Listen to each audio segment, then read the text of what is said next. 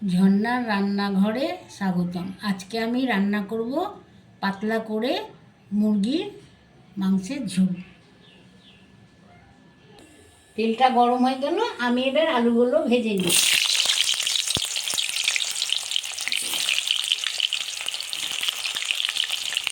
তেলে আলু ভেজে লবণটা দিয়ে দিলাম। হয়ে গেল আলু ভাজাটা, এবার নামিয়ে দিলাম।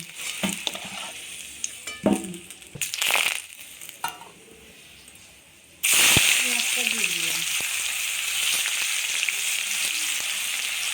রসুন দিয়ে দিলাম,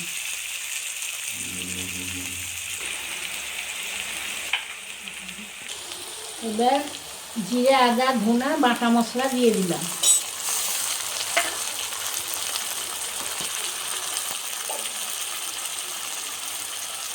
রঙের জন্য শুকনো লঙ্কার গুঁড়ো দিয়ে দিলাম, হলুদ দিয়ে দিলাম,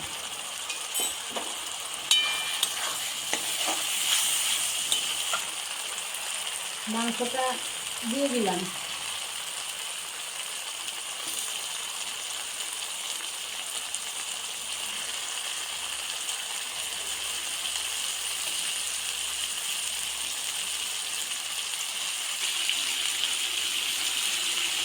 টমেটোটা দিয়ে দিলাম,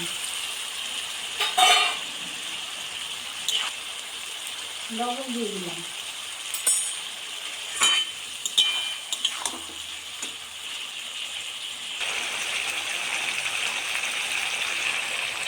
আলুগুলো দিয়ে দিলাম,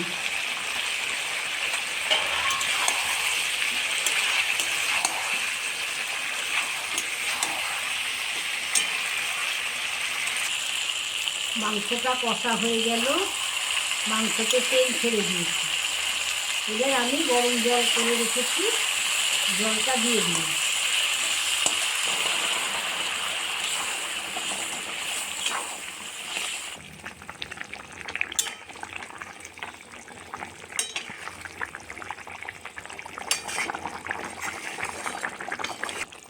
মুরগির মাংসের পাতলা ঝোলটা হয়ে গেল, আমি এবার গরম মশলা দিচ্ছি।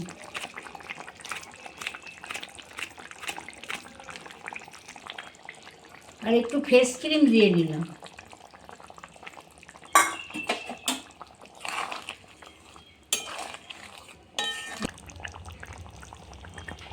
ফ্রেশ ক্রিম দিয়ে নিলাম। মুরগির মাংসের ঝোলটা হয়ে গেল, এবার আমি নামিয়ে নিচ্ছি।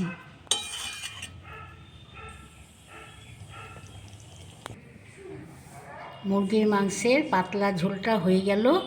আমার রেসিপিটা দেখবেন, দেখে আমার মতো এইভাবে করবেন আপনারা।